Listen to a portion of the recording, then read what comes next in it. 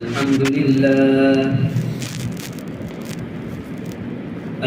لله نحمده ونستعينه ونستغفره ونؤمن به ونتوكل عليه ونعوذ بالله من شرور أنفسنا ومن سيئات أعمالنا من يهده الله فلا مضل له ومن يضلل فلا هادي له ونشهد أن لا إله إلا الله وحده لا شريك له ونشهد أن سيدنا ومولانا محمدا عبده ورسوله أما بعد فأعوذ بالله من الشيطان الرجيم بسم الله الرحمن الرحيم يا أيها الذين آمنوا كتب عليكم الصيام كما كتب على الذين من قبلكم لعلكم تتقون صدق الله العظيم سبحانك لا علم لنا إلا ما علمتنا إنك أنت العليم الحكيم رب اشرح لي صدري ويسر لي أمري واحلل عقدة من لساني يفقهوا قولي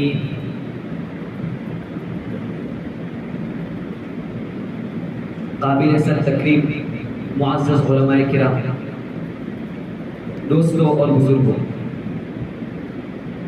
اسلامی 12 مہینے میں سب سے مقدس اور سب سے برکت والا مہینہ رمضان المبارک کا مہینہ ہے، جو چند دنوں کے بعد ہمارے یہاں مہمان بن کر آنے والا ہے۔ رمضان المبارک کا مہینہ بڑی برکت والا مہینہ ہے، اور ہمیں اللہ تبارک و تعالیٰ کا شکر ادا کرنا چاہیے کہ رمضان المبارک کے آنے کے وقت اللہ تبارک و تعالیٰ نے ہمیں تندرست رکھا ہے اور ہمیں صحت سے نوازا ہے، اور ہم اس قابل ہیں کہ ہم رمضان المبارک کا کما حق استقبال کر سکیں۔ بزرگوں، بظاہر تو یہ لگتا ہے کہ رمضان المبارک اور دوسرے مہینے، رمضان المبارک کے علاوہ جو مہینے ہیں اس میں کوئی فرق بظاہر ہمیں معلوم نہیں کہ رمضان المبارک کے جس طرح صبح شام اور شب و روز ہے، رات دن ہے، اسی طرح دوسرے مہینے کے بھی صبح شام اور رات دن ہے، لیکن دراصل بات یہ ہے کہ ہمارے پاس وہ نظر اور وہ بینائی نہیں ہے کہ ہم رمضان المبارک کے انوارات اور برکات کو محسوس کر سکیں، ورنہ تو حضور اقدس صلی اللہ علیہ وسلم جو پوری امت کے مقابلے میں حد درجہ احساس رکھنے والے تھے، آپ علیہ السلام 2 مہینے پہلے ہی رمضان المبارک کی تیاری میں مشغول ہو جاتے تھے، اور جب رجب کا چاند دیکھتے تو اللہ کے رسول صلی اللہ علیہ وسلم یہ دعا فرماتے، اللہم بارک لنا فی رجب و شعبان وبلغنا رمضان۔ اور حضور اقدس صلی اللہ علیہ وسلم صرف اور صرف دعائیں نہیں کرتے تھے، بلکہ اللہ کے رسول صلی اللہ علیہ وسلم اس کا عملی ثبوت بھی دیتے تھے۔ چنانچہ ام المؤمنین حضرت عائشہ صدیقہ رضی اللہ تعالی عنہا سے مروی ہے، وہ فرماتی ہیں کہ اللہ کے رسول صلی اللہ علیہ وسلم رمضان سے پہلے اتنے روزے رکھتے کہ گویا ہمیں ایسا محسوس ہوتا کہ اللہ کے رسول صلی اللہ علیہ وسلم روزہ توڑتے ہی نہیں۔ اور ایک دوسرے حدیث میں اللہ کے رسول صلی اللہ علیہ وسلم کے متعلق آیا، ام المؤمنین حضرت عائشہ صدیقہ رضی اللہ تعالی عنہ فرماتی ہیں کہ آپ علیہ السلام شعبان کے پورے مہینے روزے رکھتے، اور جب رمضان کا مہینہ آ جاتا تو اللہ کے رسول صلی اللہ علیہ وسلم کے لیے گویا بہار کا موسم آ گیا ہو۔ بزرگوں، اس کی وجہ کیا تھی؟ اس کی وجہ یہی تھی کہ اللہ کے رسول صلی اللہ علیہ وسلم اس مہینے یعنی رمضان مبارک کے مہینے کی قدر و قیمت کو جانتے تھے، اور اس میں نازل ہونے والے انوار اور برکات کو خوب محسوس کرتے تھے، اسی لیے اللہ کے رسول صلی اللہ علیہ وسلم کما حقہ رمضان کا استقبال کرتے تھے۔ اور اللہ کے رسول صلی اللہ علیہ وسلم صرف خود ہی رمضان میں مشغول نہیں ہو جاتے تھے، بلکہ اللہ کے رسول صلی اللہ علیہ وسلم اپنے صحابہ کرام رضوان اللہ تعالی علیہم اجمعین کو بھی اس کی تاکید فرماتے تھے، اور رمضان المبارک کے متعلق اللہ کے رسول صلی اللہ علیہ وسلم ان کو ہدایت دیتے تھے۔ صحیح ستہ کی بہت سے احادیث جس میں اللہ کے رسول صلی اللہ علیہ وسلم نے اپنے اصحاب کو رمضان کے متعلق ہدایت دی ہے. چنانچہ ایک حدیث جس میں حضرت سلمان فارسی رضی اللہ تعالیٰ عنہ فرماتے ہیں کہ خطبنا رسول اللہ صلی اللہ علیہ وسلم فی آخر یوم من شعبان، کہ اللہ کے رسول صلی اللہ علیہ وسلم نے شعبان کے آخری دن ہمیں خطاب فرمایا. فقال، چنانچہ آپ نے فرمایا قد اظلکم شہر مبارک شہر عظیم، کہ بڑا بابرکت اور عظمت والا مہینہ تم پر سایہ فگن ہونے والا ہے. شہر فیہ لیلۃ خیر من الف شہر، ایک ایسا مہینہ جس میں اللہ تبارک و تعالیٰ نے ایک رات رکھی ہے جو 1000 مہینوں سے بہتر ہے. جعل اللہ صیامہ فریضۃ، اللہ تبارک و تعالیٰ نے اس کے روزے فرض کیے ہیں. وقیام لیلہ تطوعا، اور رمضان کے مہینے میں رات میں عبادت کرنے کو نفل قرار دیا گیا ہے. چنانچہ اللہ کے رسول صلی اللہ علیہ وسلم نے آگے فرمایا کہ جو شخص اس مہینے میں کوئی نفل ادا کرے گا اللہ تبارک و تعالیٰ اس کو فرض جتنا ثواب عطا فرمائیں گے، اور جو شخص اس میں فرض ادا کرے گا اللہ تبارک و تعالیٰ اس کو 70 فرضوں جتنا ثواب عطا فرمائیں گے. بزرگوں، میں نے آپ کے سامنے ایک لمبی حدیث کا مختصر سا ٹکڑا پیش کیا. اس میں اللہ کے رسول صلی اللہ علیہ وسلم نے اپنے صحابہ کے ساتھ ساتھ پوری امت کو 5 خوشخبریوں سے نوازا ہے. پہلی خوشخبری جو اللہ کے رسول صلی اللہ علیہ وسلم نے دی وہ یہ ہے کہ یہ مہینہ بڑا بابرکت اور بڑے عظمت والا مہینہ ہے. یعنی اس کا مطلب یہ ہے کہ اللہ تبارک و تعالیٰ اس مہینے میں یعنی رمضان المبارک کے مہینے میں اللہ تبارک و تعالیٰ اپنے گنہگار بندوں کو معاف فرما دیتا ہے اور انہیں اپنے سے قریب کر لیتا ہے. یہی وجہ ہے کہ یہ رمضان مبارک کا مہینہ عظمت والا اور برکت والا مہینہ ہے. دوسری خوشخبری جو اللہ کے رسول صلی اللہ علیہ وسلم نے فرمائی وہ یہ ہے کہ اللہ تبارک و تعالیٰ نے اس مہینے میں یعنی رمضان مبارک کے مہینے میں ایک رات رکھی ہے جو 1000 مہینوں سے بہتر ہے. اس کا مطلب کیا کہ اللہ تبارک و تعالیٰ نے اس مہینے میں ایک ایسی رات رکھی ہے کہ بندہ اگر اس میں عبادت کر لے گا یعنی اس رات کو جاگ کر گزار لے گا اور اس میں عبادت کر لے گا اللہ تبارک و تعالیٰ اس کو 1000 مہینوں جتنا ثواب عطا فرمائیں گے. اور اس رات کو قرآن اور احادیث کی اصطلاح میں شب قدر کہا گیا ہے. ام المؤمنین حضرت عائشہ صدیقہ رضی اللہ تعالیٰ عنہ فرماتی ہیں، وہ روایت کرتی ہیں کہ اگر کوئی شخص اس رات کو جاگ کر گزارے اور اس میں 2 رکعت نفل پڑھے اس کے بعد اپنے لیے بخشش طلب کرے اللہ تبارک و تعالیٰ اس کو معاف فرما دیں گے. یہ کتنی بڑی خوشخبری ہے کہ ہم صرف ایک رات جاگ کر گزارے اور مغفرت حاصل کر لیں. تیسری خوشخبری جو اللہ کے رسول صلی اللہ علیہ وسلم نے دی وہ یہ ہے کہ اس مہینے کے روزے کو اللہ تبارک و تعالیٰ نے فرض کیا ہے اور یہی رمضان کا مقصد ہے. رمضان کا مقصد کیا؟ روزہ رکھنا ہے. اور اسی وجہ سے رمضان مبارک کے مہینے کو یعنی روزے کی وجہ سے ہی رمضان مبارک کے مہینے کو برکت اور فضیلت حاصل ہے. دوسری عبادت ہے ایک طرف اور روزہ ایک طرف. روزہ بزرگوں بہت بڑی عبادت ہے. اس کے متعلق اللہ تبارک و تعالیٰ نے فرمایا کہ الصوم لی وانا اجزی بی، اور ایک روایت میں آتا ہے کہ وانا اجزا بی، کہ روزہ میرے لیے ہے اور اس کا بدلہ میں خود عطا کروں گا. اور ایک روایت میں ہے کہ وانا اجزا بی، کہ اس کا بدلہ میں خود ہوں. 2 روایتیں ہیں. اس میں سے پہلی روایت جو اللہ تبارک و تعالیٰ نے فرمایا کہ اس کا بدلہ میں خود دوں گا. بزرگوں، آپ اندازہ لگا سکتے ہیں کہ اللہ تبارک و تعالیٰ جس عمل کا بدلہ جس عبادت کا بدلہ خود عطا فرمائے اللہ تبارک و تعالیٰ ہمیں کتنا عطا فرمائیں گے اس کا اندازہ کوئی نہیں لگا سکتا. دوسرا وانا اجزا بی، کہ اس کا بدلہ میں خود ہوں. تو ہم یہ جو عبادتیں کرتے ہیں، گناہوں سے بچتے ہیں، نمازیں پڑھتے ہیں، پھر زکات دیتے ہیں، حج کرتے ہیں، وہ کیوں کرتے ہیں؟ کہ اللہ تبارک و تعالیٰ ہم سے خوش ہو جائے، ہم سے راضی ہو جائے. اگر ہم روزہ رکھیں گے تو اللہ تبارک و تعالیٰ نے فرمایا کہ وہ انا اجزا بھی، کہ میں خود اس کا ہو جاؤں گا. یہ روزہ اتنی بڑی عبادت ہے کہ اس کے مقابلے میں اللہ تبارک و تعالیٰ ہمیں خود مل جائیں گے. یہ روزہ بہت بڑی عبادت ہے. چوتھی خوشخبری جو اللہ کے رسول صلی اللہ علیہ وسلم نے اس حدیث میں فرمائی وہ یہ ہے کہ اس کی رات میں عبادت کرنے کو نفل قرار دیا گیا، یعنی اس سے مراد تراویح کی نماز ہے. اللہ کے رسول صلی اللہ علیہ وسلم نے فرمایا کہ جو شخص اس مہینے کی رات میں نفل عبادت ادا کرے گا یعنی تراویح کی نماز ادا کرے گا اس کے بھی بہت سے فوائد ہیں. اس میں سے ایک فائدہ یہ ہے کہ رمضان المبارک کی تراویح میں پوری امت مسلمہ کو قرآن کریم سننے کا اور قرآن کریم سنانے کا موقع مل جاتا ہے، اور حفاظ کرام تراویح کی بدولت اپنے قرآن کو پختہ بھی کر لیتے ہیں۔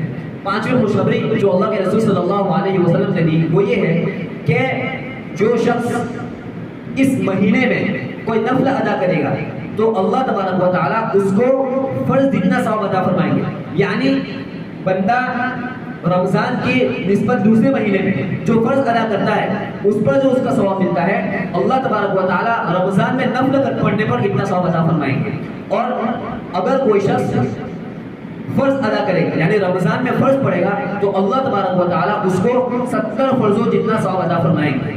بزرگوں، یہ ہمارے لیے بہترین موقع ہے کہ ہم اس مہینے کو عبادت کے ساتھ گزاریں، اللہ تبارک و تعالیٰ کے خوف کے ساتھ گزاریں، اس میں وقت ضائع کرنے سے بچیں۔ اسی طرح اور بہت سے احادیث ہیں جن میں اللہ کے رسول صلی اللہ علیہ وسلم نے اپنے اصحاب کو رمضان کے متعلق ہدایت دی۔ چنانچہ مشکاۃ شریف کی ایک روایت میں حضرت ابو ہریرہ رضی اللہ تعالیٰ عنہ سے مروی ہے، فرماتے ہیں کہ ایک مرتبہ اللہ کے رسول صلی اللہ علیہ وسلم نے جب رمضان آیا تو فرمایا کہ اللہ تبارک و تعالیٰ کا بابرکت مہینہ تمہارے پاس آ گیا۔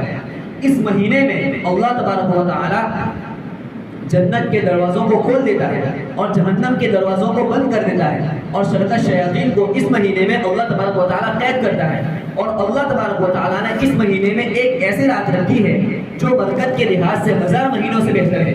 بس جو شخص اس مہینے میں محروم رہا وہ بڑا محروم رہا۔ اس حدیث میں اللہ کے رسول صلی اللہ علیہ وسلم نے فرمایا کہ مومن بندہ اس مہینے میں جب روزہ رکھتا ہے تو اللہ تبارک و تعالیٰ جنت کے دروازوں کو اس کے لیے کھول دیتا ہے اور جہنم کے دروازوں کو اس کے لیے بند کر دیتا ہے۔ یعنی اللہ تبارک و تعالیٰ اس کے لیے جنت کے فیصلے فرماتا ہے اور اس کو جہنم سے نجات دلاتا ہے، اور شرکت شیاطین کو اللہ تبارک و تعالیٰ اس مہینے میں قید کر دیتا ہے۔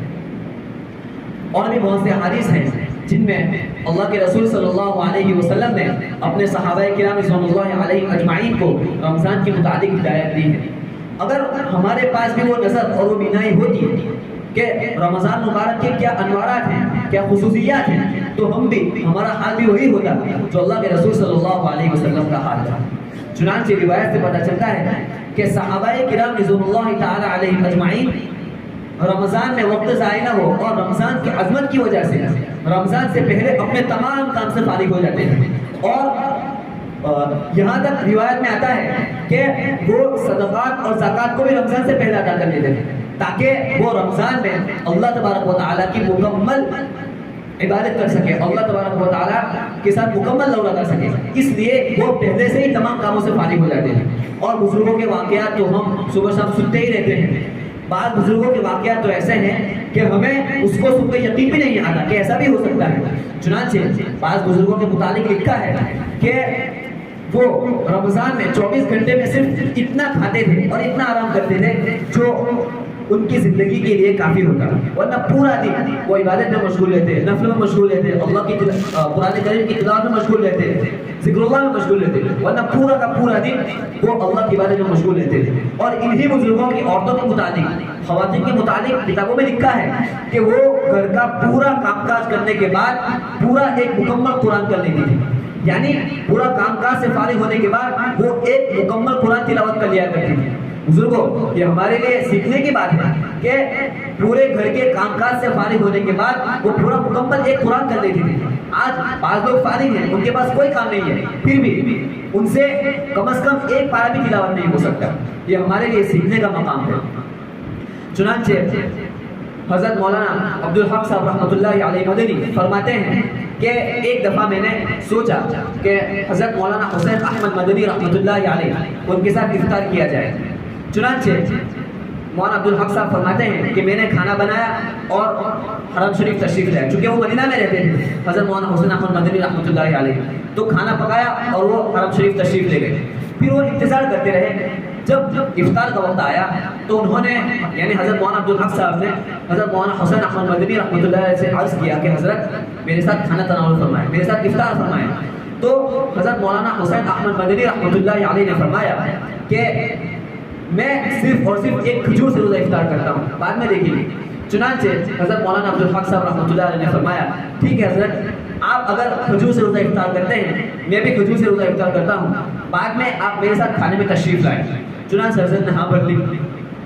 اس کے بعد جب نماز سے فارغ ہوئے تو حضرت مولانا عبدالحق صاحب رحمۃ اللہ علیہ نے عرض کیا کہ حضرت تشریف لے آئے، تو حضرت مولانا حسین احمد مدنی رحمۃ اللہ علیہ تشریف لائے اور تھوڑا کھایا، پھر عبادت میں مشغول ہو گئے۔ مغرب بعد عبادت میں مشغول ہو گئے کھانے کے بعد۔ یہ عبادت کا سلسلہ اتنا لمبا چلا، عشاء کی اذان ہو گئی، عشاء کی نماز ہو گئی، اور عشاء کی تراویح کے بعد پھر حضرت مولانا عبدالحق صاحب رحمۃ اللہ علیہ نے عرض کیا حضرت مولانا حسین احمد مدنی سے کہ حضرت تشریف لائے کھانا کھاتے ہیں، تو حضرت نے انتہائی لاپرواہی سے جواب دیا کہ سفر میں دیکھا جائے گا۔ پھر حضرت عبادت میں مشغول ہو گئے، اور حضرت مولانا عبدالحق صاحب فرماتے ہیں کہ میں سو گیا اور حضرت مولانا حسین احمد مدنی رحمۃ اللہ علیہ عبادت میں مشغول ہو گئے۔ پھر جب سحر کا وقت آیا تو حضرت مولانا حسین احمد مدنی رحمۃ اللہ علیہ نے حضرت مولانا عبدالحق صاحب رحمۃ اللہ علیہ کو جگایا اور فرمایا کہ حضرت آپ کھانا کھا لیں، سحر کر لیں، اب میں عبادت میں مشغول ہو جاتا ہوں۔ بزرگوں آپ دیکھیے پورا کا پورا دن انہوں نے مشقت کے ساتھ گزارا، بھوکا رہ کر گزارا، اور پھر مغرب بعد بھی ہلکا پھلکا کھانا کھایا، پھر پوری رات عبادت میں مشغول ہو گئے۔ یہ ہمارے بزرگوں کے حالات ہیں۔ اگرچہ ہمارے پاس وہ بنا اور وہ نظر نہیں ہے، لیکن ہمارے پاس اللہ کے رسول صلی اللہ علیہ وسلم کا اسوہ موجود ہے، صحابہ کرام رضوان اللہ تعالی علیہم اجمعین کی زندگی موجود ہے، اور ہم اپنے بزرگوں کے واقعات کو سنتے رہتے ہیں۔ یہ ہمارے لیے کوئی کم نہیں ہے کہ ہم ان کو دیکھ کر، ان کو پڑھ کر، ہم وہ لوگ جیسا رمضان گزارتے تھے ہم بھی ان کو دیکھ کر، ان کو پڑھ کر ان جیسے رمضان کو گزارنے کی کوشش کریں۔ اللہ تبارک و تعالی ہمیں توفیق عطا فرمائے۔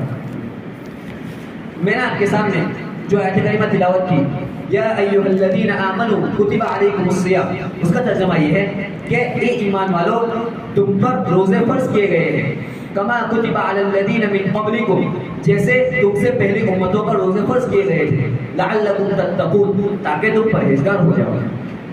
اس آیت کریمہ میں، اس آیت کریمہ سے یہ بات صاف پتہ چلتی ہے کہ بظاہر دیکھا جائے تو یہ جو روزہ ہے وہ بظاہر مشکل عبادت لگتی ہے، اسی لیے اللہ تبارک و تعالیٰ نے امت کی دلجوئی کے لیے کیا فرمایا کہ کتب علی الذین من قبلکم، کہ جیسے یہ روزے تم سے پہلے امتوں پر فرض کیے گئے تھے اسی طرح یہ روزے تم پر بھی فرض کیے گئے ہیں۔ اور یہ فطری بات ہے کہ جب ہمیں پتہ چلتا ہے کہ ہم سے پہلے بھی یہ کام کچھ لوگوں نے کیا ہے تو اس کا کرنا آسان اور اس کا کرنا عام ہو جاتا ہے، اسی لیے اللہ تبارک و تعالیٰ نے فرمایا کما کتب علی الذین من قبلکم، جیسے تم سے پہلے امتوں پر فرض کیے گئے تھے۔ جب ہم یہ دیکھیں گے کہ یہ روزہ ہم سے پہلی امتوں پر بھی فرض تھا تو اب روزہ رکھنا ہمارے لیے آسان ہو جائے گا، اور جب روزہ رکھنا ہمارے لیے آسان ہو جائے گا تو تراویح پڑھنا بدرجہ اولا آسان ہو جائے گا۔ جب تراویح پڑھنا آسان ہو جائے گا تو اعتکاف کرنا اور شب قدر میں جانا بدرجہ اولا آسان ہو جائے گا۔ اللہ تبارک و تعالی ہمیں توفیق عطا فرمائے۔ بزرگوں روزہ کسے کہتے ہیں؟ تو روزہ عربی زبان میں صوم کو کہتے ہیں، اور صوم کے معنی ہوتے ہیں بات چیت یا کھانے پینے وغیرہ سے رک جانا، اور شریعت کی اصطلاح میں روزہ کہتے ہیں صبح صادق سے لے کر مغرب تک، یعنی غروب آفتاب تک کھانا پینا اور جماع وغیرہ سے رک جانا۔ یہ روزے کی ڈیفینیشن ہے، روزے کی تعریف ہے، روزہ کسے کہتے ہیں۔ اور روزے کے متعلق بہت سی احادیث میں اللہ کے رسول صلی اللہ علیہ وسلم نے بہت سی فضیلتیں بیان فرمائی ہیں۔ چنانچہ ایک حدیث میں آتا ہے اللہ کے رسول صلی اللہ علیہ وسلم نے فرمایا کہ تمام نیکیوں کا بدلہ بندے کے نامہ اعمال میں 10 سے لے کر 700 تک لکھا جاتا ہے، لیکن روزہ ایک ایسی عبادت ہے جس کے متعلق اللہ تبارک و تعالیٰ نے فرمایا کہ اس کا بدلہ بندے کو میں خود عطا کروں گا۔ اور دوسری احادیث میں اللہ کے رسول صلی اللہ علیہ وسلم نے فرمایا کہ روزہ گناہوں سے بچنے کے لیے ایک ڈھال کے مانند ہے، روزہ گناہوں سے بچنے کے لیے ایک ڈھال ہے۔ اور دوسری حدیث میں اللہ کے رسول صلی اللہ علیہ وسلم نے فرمایا کہ جب بندہ روزہ رکھتا ہے تو یہ روزہ جب اس کا روزہ مقبول ہو جاتا ہے، یعنی بندے نے جب روزہ رکھا اس کے بعد اس کا روزہ مقبول ہو گیا تو قیامت کے دن روزے دار کے لیے ایک دروازہ ہوگا جس کے ذریعے وہ جنت میں داخل ہوگا، اور اس دروازے کا نام ریان ہے، یعنی سیراب کرنے والا دروازہ۔ دوسری حدیث میں اللہ کے رسول صلی اللہ علیہ وسلم نے فرمایا کہ جب بندہ روزہ رکھتا ہے تو اس کا روزہ مقبول ہو جاتا ہے تو یہ روزہ قیامت کے دن سفارش کرے گا کہ اللہ اس نے میرے لیے کھانا پینا اور اپنی عورت سے دور رہا، لہذا تو اس کو معاف فرما دے۔ چنانچہ اللہ تبارک و تعالیٰ اس کو معاف فرمائیں گے۔ یہ جو روزے کی فضیلت آپ نے سنی تو یہ فضیلت اس وقت ہے جبکہ روزے کو اس کے آداب کے مطابق